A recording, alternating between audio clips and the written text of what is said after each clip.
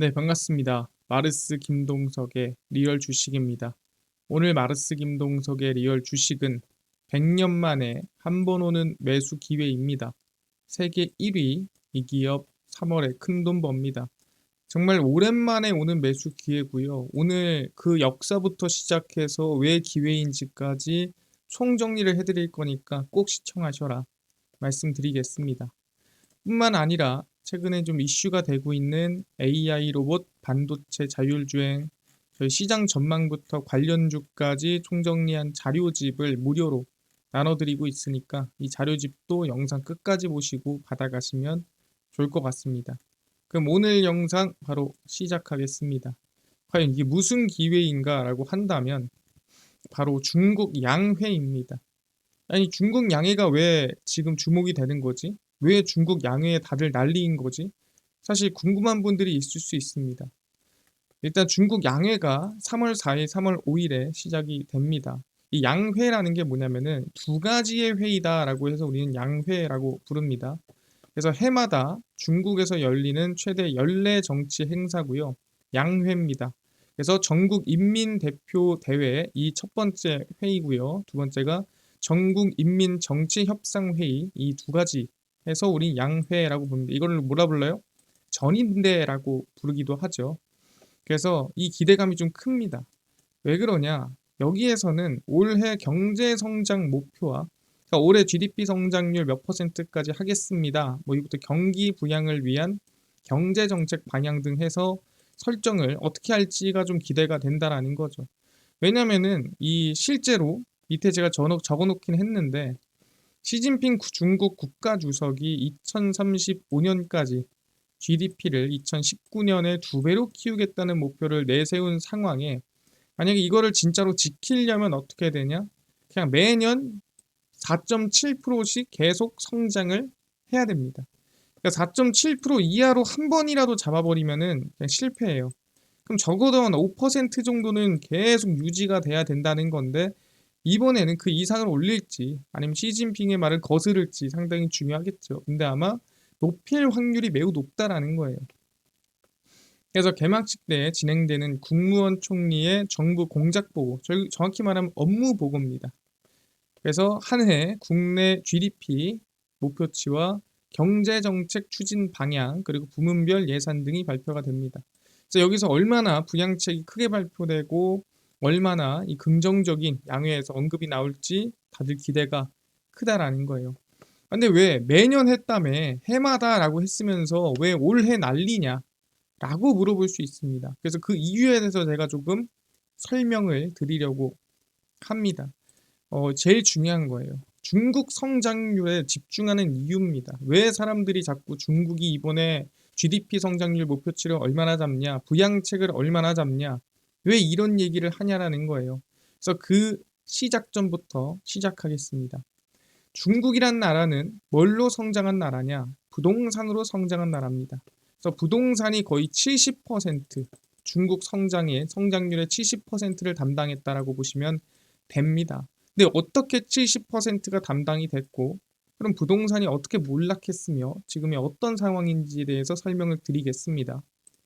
1998년 이전 중국은 공산주의 체제이기 때문에 집이 국가 소유였습니다. 그러니까 개인으로 가지고 있는 부동산이라는 게 없었어요. 그래서 회사에서 직원들에게 배급을 해주는 분위기였는데 1998년 개혁 이후에는 국유주택을 폐지합니다. 그래서 이제는 개인이 직접 집을 사도록 정책을 바꿨고 집값이 그 당시부터 급등합니다. 왜? 살 수 없었는데 나라에서 배급을 해줬는데 갑자기 1998년도부터 살 수 있게 되니까 아시겠지만 어디부터 사겠습니까? 여러분들이 한반도에서 남한에서 만약에 지금 전부 다 나라 소유였는데 이제는 팔게 하면 여러분들은 뭐부터 사시겠어요? 당연히 서울, 곧 강남 여기 있는 것부터 사지 않겠습니까? 당연한 겁니다. 그래서 막 중요한 자리부터 부동산을 사기 시작합니다. 그래서 부동산 시장이 빠르게 성장을 했죠. 왜 성장합니까?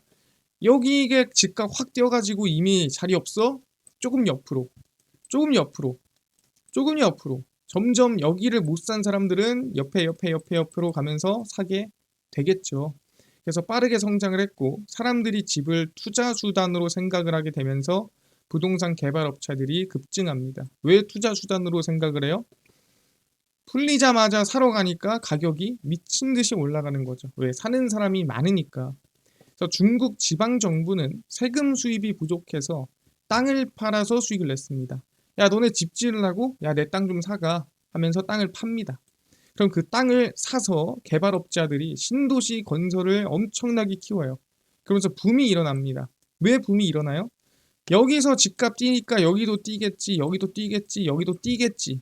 그래서 여기도 짓고 여기도 짓고 여기도 짓는데 사람들은 뭐예요? 여기 뛰었으니까 여기도 뛰겠지 하면서 다 사버립니다. 그러면서 그냥 거품이 미친 듯이 껴버리는 거죠. 그래서 미래에 집값이 오를 거야 하면서 투자자들이 대량으로 분양을 받기 시작합니다. 그 당시에는 부동산 규제가 엄청 강하거나 그러지 않았기 때문에 부동산 분양을 몇 개 받는 것도 충분히 가능했다라는 거죠. 근데 아시겠지만 대한민국에도 그런 얘기가 있죠. 우리가 갭 투자라는 게 있는 것처럼 실거주를 하는 부동산은 몇 개 안 돼요. 그냥 보유하고 있거나 또는 한국 같은 경우는 뭐 전세를 내주거나 이렇죠. 그래서 실제 거주하는 사람이 많지 않게 됩니다.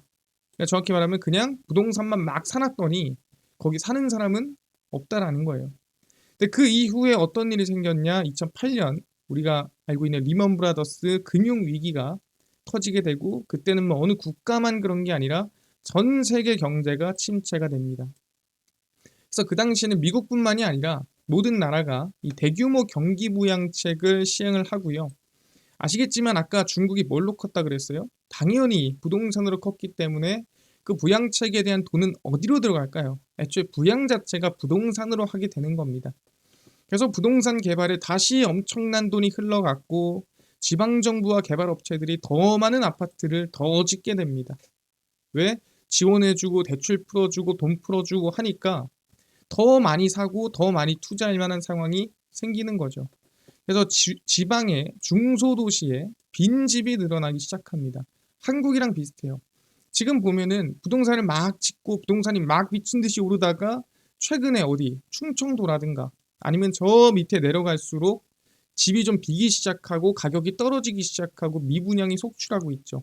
특히 경기도권이 아니라 그 이상권에서는 그런 상황이 정말 많이 발생하고 있습니다. 근데 땅덩어리가 큰 중국은 더 심하겠죠. 그래서 중국도 이제 부동산 거품을 걱정하기 시작해요. 이거 잘못하면 이거 무너지는 거 아니야? 미분양이 엄청 크게 터지는 거 아니야? 아니 그러게 누가 부동산을 여러 개씩 사가지고 집을 놀리랬냐. 그러니까 미분양이 터진 이유가 뭐예요? 내가 아파트를 사놨는데 그 주변 도시가 살아야 되지 않겠습니까? 근데 사놓기만 하고 살진 않고 그냥 유령 도시가 돼버리는 거예요. 사놓기만 하고 안 사니까. 그냥 주인은 있는데 그 주변에 사람이 없는 겁니다. 그러면서 집값은 뚝뚝 떨어지고 왜 사야 되지? 하면서 그 지역의 미분양이 늘어나기 시작하는 거예요. 조금 위험한 거 아니냐, 좀 무서운데? 라고 하면서 어떻게 됐냐. 그래서 2010년도에 중국 정부는 야 이거 좀 막자. 내가 봤을 때는 이 부동산이 지금 미분양이 나고 하락하는 이유는 투기를 해서야. 한 개 살 거 두 개, 세 개 싹 쓸어 담아가지고 지금 투기하니까 그런 거 아니냐. 그래서 투기 규제 정책을 시행합니다. 정확히 말하면은 하나 살 거를 세 개 사는 사람한테 야, 세 개 사지 마. 하나만 사. 또는 뭐 네 개 사는 사람한테 야, 두 개만 사. 해서 규제를 먹이는 거죠. 그래서 두 주택 이상 구매자에 대한 대출 제한과 세금 강화를 매깁니다. 당연히 뭐예요? 돈이 안 나오니까 못 사게 되고 사게 되면 세금을 더 내야 되니까 안 사게 되는 겁니다. 그래서 실제 대도시 같은 지역, 그러니까 한국으로 따지면은 뭐 서울 그리고 안에 강남 뭐 이런 지역은 베이징, 상하이 여러분들이 흔히 아는 지역이죠. 규제로 인해 부동산 시장이 다소 안정됐습니다. 왜? 여러 개 사던 거 하나만 사니까 미친 듯이 거품 물던 게 거품이 조금 빠지는 그래도 안정적인 흐름이 보였다는 거죠. 하지만 2, 3선 도시 이게 뭡니까? 아까 얘기한 대로 지방 쪽은 오히려 미분양이 폭증하죠. 왜? 그나마 있던 수요로 버텼는데 그나마 있던 것도 못 사게끔 규제를 먹여버리니까 어떻게 돼요? 실제로 미분양이 크게 커지게 됩니다. 그러니까 주요 지역을 제외하고는 부동산에 대한 위기가 스물스물 오르기 시작하는 겁니다. 그래서 여기서 이제 이거 지방이 조금 위험한데? 그래서 뭘 하냐면은 호구 제도를 계약합니다. 이 호구 제도가 뭐냐라고 한다면 그 지역에 예를 들어서 김동석이라는 사람이 지금 뭐 일산에 산다고 해보겠습니다. 그러면 일산에 나는 이 적혀 있는 거예요. 적히면 주민등록으로 들어가 있는 겁니다. 그러면 저는 일산에서만 복지를 받을 수가 있어요. 일산 이외의 지역에서 살잖아요. 예를 들어 동탄을 간다. 그 동탄에서는 복지를 받을 수도 없고 여기에 집을 사가지고 살 수도 없어요. 이게 호구제도입니다. 그래서 자기가 사는 그 지역에 계속 있어야만 공공서비스를 이용할 수 있는 게 중국의 호구제도였습니다. 정확히 말하면 농민들이 자기가 태어난 곳에서 계속 농민을 해야 되는 거였습니다. 근데 그 호구제도를 2014년에 개혁을 하죠. 그래서 농민공과 기타 도시 상주 인구 약 1억 명에게 도시호구를 부여합니다.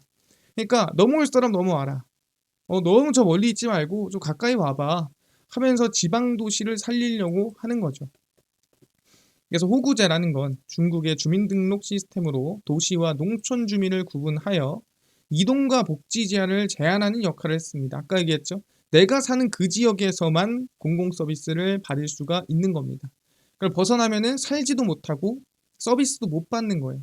그게 호구제였는데 이거를 폐지를 하고 개혁을 해서 이제 넘어갈 수 있게끔 만들어주는 거예요. 일부.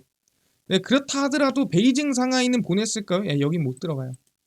아무리 농민공을 넘긴다 하더라도 이 베이징 상하이 쪽은 못 넘기고요. 그 주변 지역으로 보낸 겁니다. 여기 미분양이 늘어나고 있는. 그래서 어떻게든 틀어막으려고 노력을 한 거죠. 중국에서. 저 막 틀어막고 있었습니다. 그러다가 어떤 상황이 생기냐. 이거 내가 봤을 때는 지금 뭐 중심 지역에 있는 사람들은 돈 이만큼 벌고 주변 지역에 있는 사람들은 돈 못 벌고 이거 내가 봤을 땐 문제 있어 보이는데. 그래서 시진핑이 2021년에 발표한 정책입니다. 뭘 발표하냐? 바로 공동부유라는 정말 최악의 정책을 발표합니다. 그래서 빈부격차를 줄이고 부자와 대기업을 규제하는 정책이에요. 왜 이런 정책을 발표했냐? 청년들이 희망을 잃으면 나라가 위험하다. 청년들이 의지가 없는 거죠. 나는 돈도 못 벌고 집도 없고 먹고 살기 힘들고 지금 그런데 저기는 지금 집도 몇 채고 집이 얼마나 크고 엄청 잘 살고 문제가 있다라고 생각하는 거예요. 그래서 그럴 거면 공동부유 정책을 펼치자. 그래서 불평등을 줄이고 젊은이들에게 기회를 좀 주자라고 한 겁니다. 그래서 대기업이라든가 돈 많은 사람들은 사회에다가 더 기여해라. 이게 뭔 소리예요? 돈 갖다 내라는 거죠. 세금도 내든가 기부금 내든가 내라. 그리고 과도한 독점 기업에 대한 규제, 그리고 교육 부동산. 정확히 말하면 그 당시에 뭐 이 사교육 관련된 규제도 들어갔습니다. 너무 과도하게 사교육하지 마라. 뭐 이런 것도 있었어요. 그래서 시진핑 중국 국가주석이 분배를 강화하는 공동부유를 제시한 지 하루 만에 텐센트가 9조 원을 갖다가 기부했습니다. 요 정도로 너네 돈 안 갖다 내면은 내 기분이 어떻게 될지 몰라 라는 걸 눈치를 채고 텐센트가 바로 9조 원이라는 현금을 갖다 냈습니다. 사실 말이 안 되지만 그 정도로 강력한 정책이었어요. 근데 오케이 뭐 이럴 수 있지. 근데 이 공동부유의 같은 목표를 가지고 있는 정책이 하나가 있었습니다. 그게 뭐냐면은 바로 진짜 중국을 무너뜨린 정책인 3대 레드라인 부동산 정책입니다. 이 3대 레드라인이 뭐냐? 말 그대로 라인을 3개 그어놓고 이거 한 개라도 넘으면 너네는 부동산 대출 못 받아. 이런 소리예요. 그래서 중국은 부동산 가격이 너무 올라서 젊은이들이 살 수 없었다라고 생각하는 겁니다. 여기서 빈부격차를 느끼는 거 아니냐. 그래서 이 부동산의 거품을 우리가 조금 꺼놓자. 이 부동산에 완전 박살내자는 게 아니에요. 거품을 조금 내리자라는 계획에서 3대 레드라인 정책이라는 걸 그 당시에 시행을 합니다. 그래서 부동산 대출 제한이에요. 어떤 대출 제한이에요? 회사의 대출입니다. 개인의 대출이 아니라 회사의 대출이고요. 회사의 전체 자산에서 이 부채가 차지하는 비율이 70%를 넘으면 안 됩니다. 그래서 70% 이하여야 되고요. 안정적이어야 되겠죠. 그 다음에 순부채. 이 부채에서 현금을 뺀 가치가 자기 자본보다 많으면 안 돼요. 그러니까 지금 당장 빚 갚아 그러면은 싹 다 갚을 수 있을 만한 돈이 있었어야 된다라고 얘기를 하는 겁니다. 그리고 회사가 보유한 현금이 단기 부채, 그러니까 1년 내에 갚아야 될 빚보다 많아야 한다라는 거예요. 아까 얘기한 대로 지금 당장 갚아야 될 돈만큼은 네가 돈을 들고 있을 정도로 안정적이어야 돼라고 하는 겁니다. 근데 중요한 건 뭐예요? 이 세 가지를 다 지켜야 되는 겁니다. 이 중에 하나만 지키세요가 아니라 이 셋 중에 하나라도 넘으면 대출이 안 되는 거죠. 그럼 부동산 개발이 안 되는 거고, 부동산 개발이 안 되면 성장이 멈추는 거고, 성장이 멈추면은 아시겠지만 경제가 무너지겠죠. 그래서 어떻게 됐냐? 그 이후에 그래서 우리가 흔히 알고 있는 에버그란데, 헝다는 중국 최대 부동산 개발사였지만 약 3천억 달러라는 이 빚을 지고 있었고 빚을 못 갚게 됐죠. 그러면서 디폴트가 발생합니다. 이거 파산을 해버려요. 그래서 부동산 개발사들이 자금 부족으로 건설 중단을 하면서 반쪽짜리 아파트가 증가합니다. 그러니까 반쪽짜리 아파트가 뭐예요? 그러니까 어느 정도는 지어놨는데 그냥 콘크리트만 세워져 있는 거예요. 어느 정도는 만들어 놨는데 이게 완공되진 않았다라는 거예요. 그러니까 쓸 수도 없고 그렇다고 안 쓸 수도 없고 일단 만들어 놓긴 했는데 뭐 창문은 없고 뭐 이런 아파트들이 깔려 있는 겁니다. 세워져 있어요. 그러니까 덩그러니 땅 위에 올라와 있습니다. 살 수는 없어요. 왜? 콘크리트만 세워놓은 거라서. 그래서 이걸 보면서 뭐라 그럽니까? 뭐야? 문제 있어 보이는데? 집값 뚝뚝 떨어지는데? 그래서 사람들이 집 구매를 미룹니다. 그래서 중국의 부동산 시장 불황이 계속되면서 이거 부동산 안전자산이 아니네 라고 사람들이 생각을 하는 거고 이때부터 중국 사람들에 대한 소비가 크게 급락을 하는 거죠. 왜? 믿을 만한 구석이 딱 하나였어요. 중국은 그래도 부동산이 무너지면 돈을 쏟아부어서든 어떻게든 올려준다라는 생각이 있었는데 이번에 3대 레드라인 정책으로 다 거품을 박살내버립니다. 그래서 이게 어느 수준이었냐? 베이징의 3대 초등학교로 불리는 중관춘 제3초등학교에 입학할 수 있는 인류학군 지역 집값도 반토막이 났습니다. 한국으로 따지면 어디죠? 압구정의 집값이 절반으로 떨어진 거예요. 그래서 실제로 이때는 상하이라든가 베이징의 집을 그 당시에 영끌해가지고 중국에서 정말 산 신혼부부나 아니면은 그래도 꽤나 초상류층은 아니어도 중상류층들이 있었습니다. 근데 그분들이 뭐 30억짜리 또는 뭐 25억짜리 이런 아파트를 샀는데 대출을 대부분 절반 아니면 절반 조금 넘게 받았겠죠. 근데 사고 나서 반토막이 난 겁니다. 내가 평생 모은 돈이 절반이 날아가서 자살을 하거나 이런 일도 정말 많았습니다. 그러다 보니까 정말 그때 중국의 최악을 겪게 돼요. 그래서 어떻게 되냐? 큰일 났는데 좀 살려야겠다. 그래서 중국이 회복을 시도합니다. 언제? 2023년도에. 그래서 부동산 시장 침체가 심각해지면서 중국 정부가 일부 규제를 이제 완화하기 시작합니다. 누가 봐도 좀 위험하네. 그래서 대출 규제를 일단 풀어줘요. 왜? 대출 규제가 강했었으니까. 그래서 2023년 중국 정부가 발표한 경기부양책으로 자동차, 가전, 부동산 등등등 이구 환신이 그 당시에 시행이 됩니다. 그래서 이구 환신이 뭡니까? 우리가 흔히 알고 있는 옛날 거를 갖다 대고 새로운 걸 가져온다. 뭐 이렇게 생각하시면 될 것 같아요. 그래서 구형 자동차를 가져오면은 야 이거 가지고 신형 자동차로 바꿔 내가 돈 줄게. 야 구형 냉장고 에어컨 세탁기 바꿔 그럼 내가 돈 줄게. 그래서 실제 전기차로 바꾸면 보조금 주는 게 아니라 냉장고, 세탁기, 에어컨, 자동차 다 바꾸면은 보조금을 다 줬습니다. 그러니까 실제로 여기서 수요가 늘어 안 늘어요? 당연히 늘겠죠.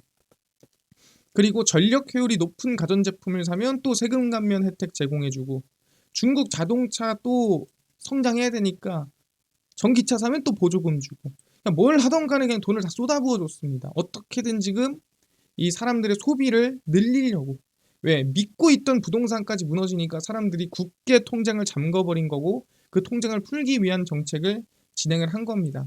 그 이외에도 2024년도에는 이제 중기 유동성 창구 금리를 2.3에서 2%로 금리 인하를 하고요.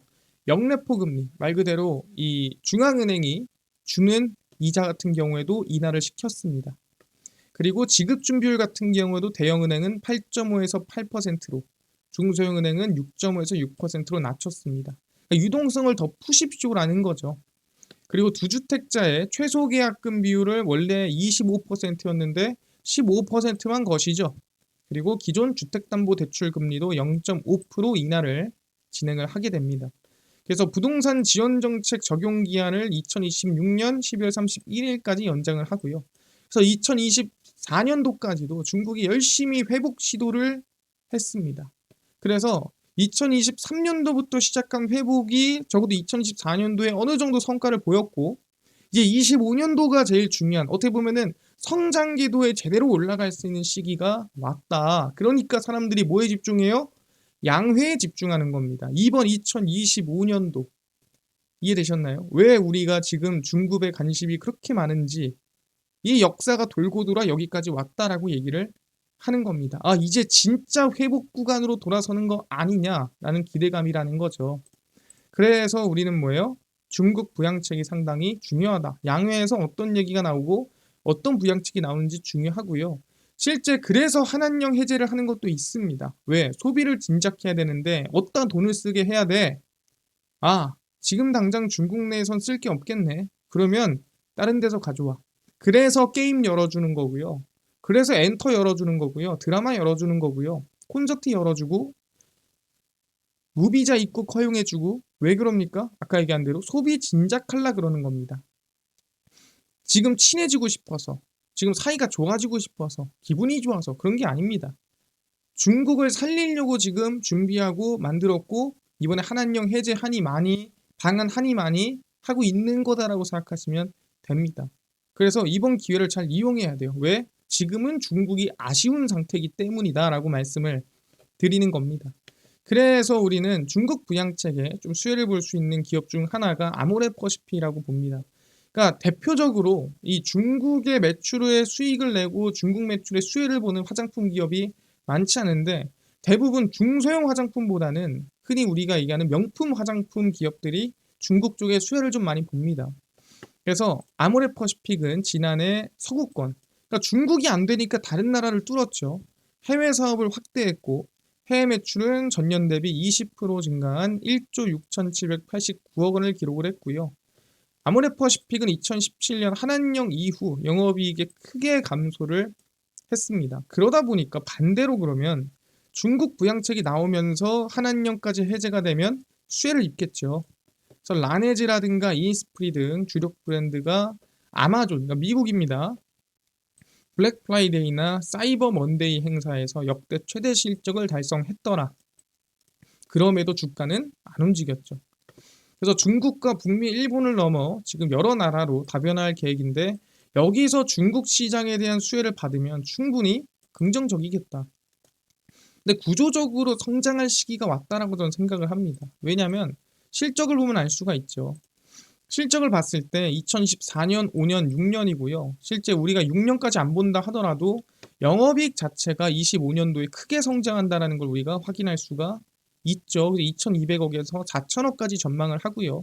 이 분기로 본다고 하더라도 매출액 자체가 크게 좀 늘어나고 있는 모습을 좀 확인할 수가 있습니다. 매출액 자체가 성장을 하고 영업이익 같은 경우에도 1, 2, 3, 4분기 성장하는 모습을 확인할 수 있기 때문에 무조건 저희는 지금 구간에서는 관심을 안 가지는 게 오히려 손해다. 지금 관심 갖는 게 맞다라고 생각을 합니다.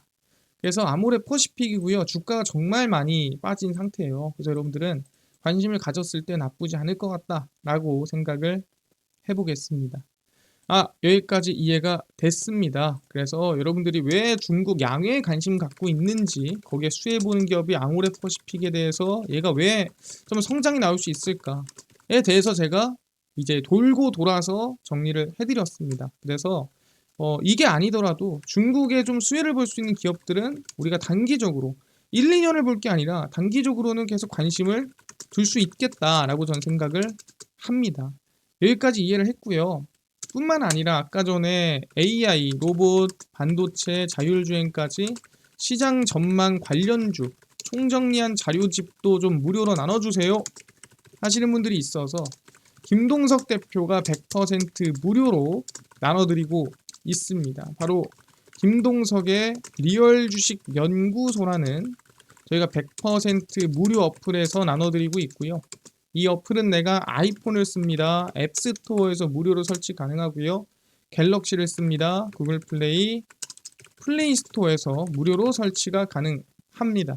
설치를 하고 나면은 혹시 전화번호라든가 개인정보 같은 거 입력을 해야 되나요? 아무것도 입력을 안 하셔도 됩니다. 예, 전혀 뭐 아무것도 필요 없어요. 적을 때도 없습니다. 무료고요. 구글 플레이, 플레이스토어, 앱스토어 접속하신 다음에 김동석의 리얼 주식 연구소라 검색을 하시면 이렇게 어플이 화면에 뜨게 되고요. 100% 무료로 설치가 가능합니다. 그래서 무료로 꼭 설치하셔라 말씀을 드리고요. 설치하고 나면은 이렇게 어플이 화면에 뜨게 됩니다. 당일 리얼 추천주가 당일 급등 예상 종목을 무료로 알려드리고 급비 분석이 장 시작 전 시황, 급비 자료가 테마주라든가 매매법 무료로 나눠드립니다. 그리고 아까 전에 얘기했던 AI, 로봇, 그 다음에 자율주행, 시장 전망 관련주 어디서 무료로 받을 수 있나요? 리얼 추천주 누르시고요. 들어가시면은 저희가 여기 트럼프, 일론 머스크 총정리 해서 자료를 올려놨습니다. 그래서 누르고 들어가시면은 맨 밑에 AI 반도체 로봇 자율주행 총정리 자료집, 테슬라 전기차 자율주행 자료집 저희가 무료로 나눠드리고 있습니다. 믿져야 본전이니까요. 꼭꼭꼭 받아가셔라 말씀드리고요. 저희 뿐만 아니라 리얼 추천주에서는 2월 28일, 7일, 6일, 5일, 4일 추천주도 무료로 나눠드리고 있고 급비 분석에서는 장 시작 전 시황입니다. 해외 증시부터 국내 이슈까지 저희가 장전에 전부 다 무료로 정리를 해드려요. 다른 이슈 볼 필요가 없고요. 급비 자료는 당일 있었던 이슈를 장 끝나고 정리를 다 해드립니다. 그래서 김동석의 리얼 주식 연구소 저희가 100% 무료로 다 나눠드리고 있으니까 종목 시황 테마주 전부 다 얻어 가시고요. 뿐만 아니라 저희 마르스 김동석의 리얼 주식 유튜브 여러분들한테 최대한 유익한 내용 준비해서 드리고 있으니까 유튜브 구독, 영상 좋아요, 그 다음에 댓글까지 남겨주시면 너무나도 감사하겠다 말씀드리면서 오늘 영상 여기서 마치고 다음번에 더 좋은 영상으로 찾아뵙도록 하겠습니다. 감사합니다.